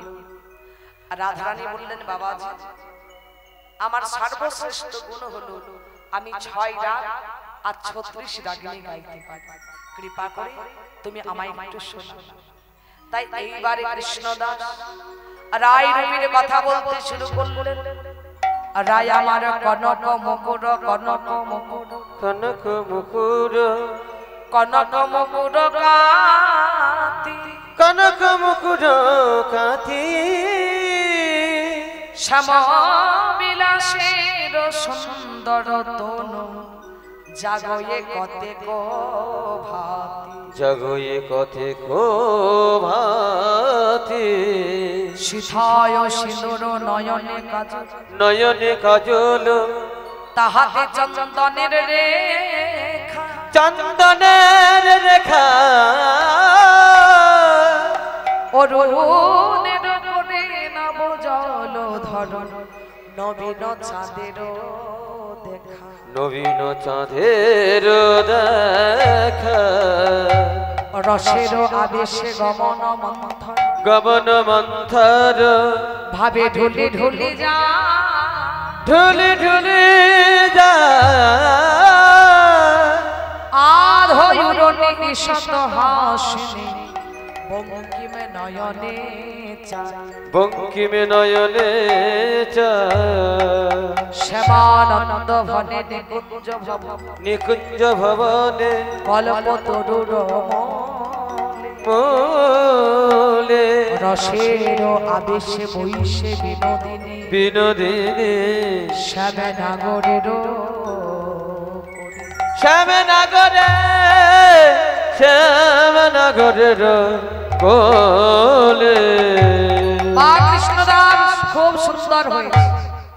কৃষ্ণদাস তুমি আমায় দেখলে আমার পরাণ বধূকে দেখলে রাধা আমি জানি যখন কৃপা করি তোমার দেখা পেয়েছি তখন তার দেখা পাবো কেননা তুমিও শ্যাম ছাড়া নয় আর শ্যামও রাধা ছাড়া তাই রাধা একবার যুগল হয়ে দাঁড়া রাধা গোবিন্দ যুগলে দাঁড়া কৃষ্ণদাস রাধা গোবিন্দের যুগল রূপে গোবিন্দ আমার সেখান থেকে চলে গেল এদিকে রাধা রানী কৃষ্ণদাসকে বলছেন কৃষ্ণদাস এবার আমার নপুর তুমি আমাকে দিয়ে দাও যেই না কৃষ্ণদাস নপুরটি হাতে দিতে যান অমনি এদিকে ললিতা সখী হাতটি টপ করে ধরে বললেন এই বোকা ছেলে রাধার নপুরকে হাতে দে দে নপুর পড়ায়ে দে দে নপুর পড়ায়ে দে দে নপুর পড়ায়ে দে দে নূপুর পরায়ে দে রে ওই সোনার পায়ে সোনার নপুর দে নপুর পড়ায়ে দে সোনার পায়ে সোনার নপুর দে নপুর পড়ায়ে দে রে এদিকে কৃষ্ণদাস বলছেন ললিতা আমি শুনেছি যে রাধার চরণের উপর পড়াতে হলে নাকি সোনার সিংহাসনের উপর চরণ রেখে তারপর নূপুর পড়াতে হয় কিন্তু ললিতা আমি এখানে সোনার সিংহাসন কথা কেন হৃদয়ে মাঝে রেখে পড়াইয়ে দে রে মাঝে রেখে পড়ায়ে দে রে হৃদয়ে মাঝে রেখে পড়াইয়ে দে রে হৃদয়ে মাঝে রেখে পরায়ে দে রে রাধা রানীর চরণের নূপুর হৃদয়ে মাঝে রেখে পড়াইয়ে দে রে রাধা রানীর চরণে নপুর হৃদয় মাঝে রেখে পড়াইয়ে দে রে হৃদয় নূপুর হরি বল মাঝে রেখে পরায়ে দে রে রানীর চরণে নপুর মাঝে রেখে পরায়ে দে রে হৃদয় মাঝে রেখে পড়ায়ে দে রে তাই কৃষ্ণদাস করলেন কি গো না কৃষ্ণদাস রাধা চরণ হৃদয়ে ধরি হৃদয়ে ধরিয়া নূপুরা পড়াই কত যতন করিয়া নূপুর পাই কত যতন করিয়া যেই না কৃষ্ণদাস রাধা রানীর চরণে নূপুর পড়াইয়ে দিলে রাধা রানী বলছেন কৃষ্ণদাস তুই আমার চরণে নূপুর পড়াই আমার স্বামীকে আনন্দ দিয়েছিস তাই আজ থেকে আমি তোর নাম দিলাম ভক্ত প্রভু শ্যামানন্দ তাহলে ভক্তমণ্ডলী মাইরা ও আমার বাবারা কি বাবা আপনারা তো প্রথম থেকে লীলারস আস্বাদন করছেন তাই তো বাবা তা বলুন দেখিনি যে লীলার মধ্যে পালার মধ্যে দুঃখের কটি নাম উল্লেখ ও মাইরা কটি গো বলুন কটি বাবা চার বলে দি বাবা কৃষ্ণ মণ্ডল কি নাম দিয়েছিলেন দুঃখী তারপর তিনি গেলেন কোথায় নবদ্বীপ তাই তো হৃদয় চৈতন্য ঠাকুরের কাছে তিনি কি নাম দিলেন কৃষ্ণদাস তারপর চলে গেলেন বৃন্দাবনে জীব গোস্বামীর কাছে তিনি কি নাম দিলেন কনক মঞ্জল এখন রাধারানী বলছেন তুই আমার চরণে নূপুর পরায়ে আমার শ্যামকে আনন্দ দিয়েছিস তাই আজ থেকে আমি তোর নাম দিলাম ভক্ত প্রভু শ্যামানন্দ নিতাই গৌর প্রেমানন্দে হরি হরি হরি বল হরি বল হরি আর তোর সাথে যে আমার দেখা হলো এটা জগতে প্রমাণ করতে হবে প্রচার করতে হবে বললেন কি যেই না নূপুরটি কৃষ্ণদাসের কপালে ঠেকিয়ে দিল অমনি নূপুর তিলক হয়ে কৃষ্ণদাসের কপাল উপরি নূপুর তিলক হয়ে গেল রাধারানী ললিতা সেখান থেকে চলে গেলেন আপনে গৃহে। চোখের জলে মুছতে মুছতে দুঃখী কৃষ্ণ দাস কনক মঞ্জুরি, তাই তো বাবা, গুরুদেবের কাছে গিয়ে হাজির। গুরুদেব জীব গোস্বামী বললেন, যাও, আমি তোমাকে লীলায় পাঠিয়ে ধ্যানে সব দর্শন করেছি। তুমি তো বড়ই ক্লান্ত, বড়ই পরিশ্রান্ত, যাও, তোমার বিশ্রামের প্রয়োজন আছে, তুমি বিশ্রাম করো।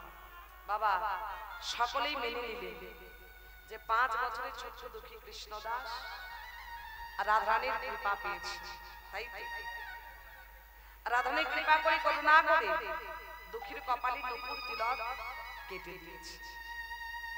ও মাইরা, সকলেই মেনে নিলেন সেই কথা। একজন মানতে পারছেন না, তিনি কে? না দুঃখীর আরেক গুরুদেব হৃদয় চৈতন্য ঠাকুর। অন্যান্য শিষ্যরা বলা বলা করছে, গুরুদেব আপনার শিষ্য দুঃখী, আপনার দেওয়া তিলক মুছে দিয়ে কপালে উদ্ভট তিলক করেছে। আর সে সকলের কাছে বলে বেড়াচ্ছে যে সে নাকি রাধারানীর কৃপা লাভ করেছে। ভাবা যায়, এই কথা শ্রবণ করা মাত্রই হৃদয় চৈতন্য ঠাকুর ছুটে গেলেন বৃন্দাবনে। কৃষ্ণদাস কোথায় তুই? শীঘ্রই বাইরে বেরিয়ে। একই গুরুদেব আপনি এসেছেন, আসুন আসুন, আসন গ্রহণ করুন। আমি বসতে আসিনি। তোমার এত বড় সাহস, তুমি আমার কথা অমান্য করেছো, নিজে নিজে কপালে উদ্ভট তিলক করেছো, আর সকলের কাছে বলে বেড়াচ্ছ তোমার কপালে তিলক নাকি রাধারানীর কৃপার তিলক। হ্যাঁ গুরুদেব, আপনি ঠিকই শুনেছেন।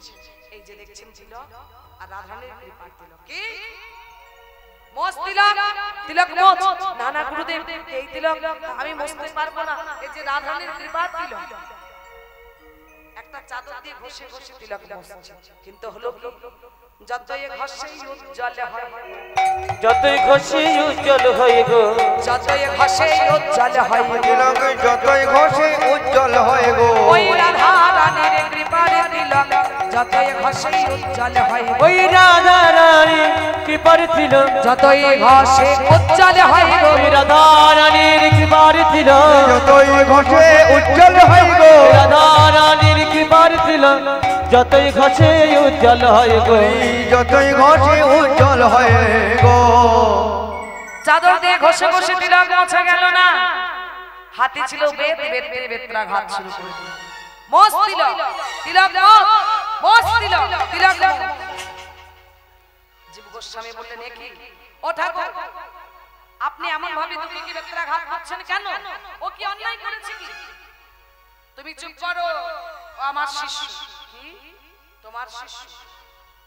দুঃখী যেমন তোমার শিষ্য, দুঃখী আমারও শিষ্য। ও মিথ্যা কথা বলেনি। ওর কপালের তিলক আর রাধারানীর কৃপার তিলক, রাধারানীর কৃপার তিলক। ও মিথ্যা কথা বলেনি। মাইরা যখন গৃহে এসে, আশ্রমে এসে হৃদয় চৈতন্য ঠাকুর আর রাত্রে বেলায় শয়ন করেছে, স্বপ্নের মধ্যে দেখলেন কাকে? আশ্রমের যে গৌর নিতাই আছে, সেই গৌর নিতাই। মাইরা আশ্রমের গৌর নিতাই দুটি ভাই নাচতে নাচতে আশ্রম থেকে বিদায় নিয়ে চলে যাচ্ছে। যেই না স্বপ্ন ভেঙে গেল, দেখলেন স্বপ্ন নয় সত্যি, সত্যি গৌর নিতাই নাচতে নাচতে চলে যাচ্ছেন আশ্রম থেকে। সঙ্গে সঙ্গে গৌর নিতাইয়ের চরণে লুটিয়ে পড়লেন। হৃদয় চৈতন্য ঠাকুর বললেন, ওগো গৌর নিতাই, ওগো গৌর হরি, গৌর সুন্দর, বলো আমি কেমন অপরাধ করেছি যে তোমরা দুই ভাই আমার আশ্রম থেকে বিদায় নিয়ে চলে যাচ্ছ? গৌর নিতাই বললেন, তুই শুধু অপরাধ করিস, মহা মহা অপরাধ করেছিস, মহাপাপ করেছিস। তুই জানিস কার অঙ্গে তুই বেত্রাঘাত করেছিস? ওরে, যার অঙ্গে তুই বেত্রাঘাত করেছিস সে কোনো সামান্য শিষ্য নয়, সে সত্যই রাধারানীর কৃপা লাভ করেছে। তার কপালের তিলক রাধারানীর কৃপার তিলক। তুই যতবার বেত্রাঘাত করেছিস দুঃখীকে, সেই বেত্রাঘাত আমাদের অঙ্গে এসে লেগেছে। দেখ আমাদের পৃথিবীকে কি অবস্থা করেছিস। কেন? আমি তো দুঃখীর ওকে বেত্রাঘাত করেছি, তাহলে সেই বেত্রাঘাতের দাগ গৌর নিতাই তোমাদের শরীরে কেন, তোমাদের অঙ্গে কেন? গৌর নিতাই বললেন তুই কি জানিস না, ভক্ত যখন ভগবানের হয়ে যায়, হয়ে যা আরে ভগবান যখন ভক্তের হয়ে যায়, ভক্তের হয়ে যা, তখন ভক্ত ভগবানের মধ্যে কোনো ভেদাভেদ থাকে না। ভক্তির অঙ্গের আঘাত ভগবানের অঙ্গে লাগে। তাই তুই যতবার বেত্রাঘাত করেছিস দুঃখীকে, সেই বেত্রাঘাত আমাদের অঙ্গে এসে লেগেছে। তুই যা, আবার চলে যা বৃন্দাবনে। বৃন্দাবনে গিয়ে দুঃখীর কাছে ক্ষমা চা। দুঃখী যতক্ষণ না পর্যন্ত ক্ষমা করবে, আমরা কিন্তু এই আশ্রমে থাকবো। সঙ্গে সঙ্গে গৌর নিতাইয়ের কথা মতো ছুটে গেলেন বৃন্দাবনে। কৃষ্ণদাস তুই আমাকে ক্ষমা করে দে বাবা। একেবারে কৃষ্ণদাসের চরণ দুটো ধরে বলছে, তুই আমাকে ক্ষমা করে দে, আমি তোকে চিনতে পারি। এ কি গুরুদেব, আপনি কি করছেন? আমার চরণ ছাড়ুন, আপনি আমার গুরুদেব, আমার মা পাবে না, আমাকে ক্ষমা করে দে। ওরে কৃষ্ণদাস বাবা, তুই যদি আমাকে ক্ষমা না করিস, তাহলে যে স্বয়ং গৌর নিতাই আমাকে ক্ষমা করবেন না, আমার আশ্রমে তারা থাকবেন না, আমাকে ক্ষমা করে দে। গুরুদেব, ও গো গুরুদেব, আপনি যদি আমাকে বেত্রাঘাত না করতেন, তাহলে জগতে প্রমাণ হতো না, প্রচার হতো না যে আমি রাধারানীর কৃপা করুণা লাভ করেছি। হৃদয় চৈতন্য ঠাকুর বলবো, আই বাবা আমার বক্ষ মাঝে, এই বলে তিনজনে দাঁড়ালেন। এক পাশে হৃদয় চৈতন্য ঠাকুর, এক পাশে জীব গোস্বামী পা, আর মাঝে দাঁড়ালেন ভক্ত প্রভু শ্যামানন্দ বা দুঃখী কৃষ্ণদাস বা কনক মঞ্জরি। নিতাই গৌর প্রেমানন্দে হরি হরি হরি। তাহলে ভক্তমণ্ডলী মায়ের আমার বাবা, বাবা আমরা যদি তাদের চলার পথ অনুসরণ করে চলি, তাহলে আমরাও হয়তো কোনোদিন না কোনোদিন ভগবানের সান্নিধ্য লাভ করব। তাই তা যাই হোক, আমরা লীলার মাধ্যমে বুঝতে পারলাম যে 5 বছরের ছোট্ট দুঃখী প্রথমে গেলেন নবদ্বীপে, তারপর গেলেন বৃন্দাবন ধামে।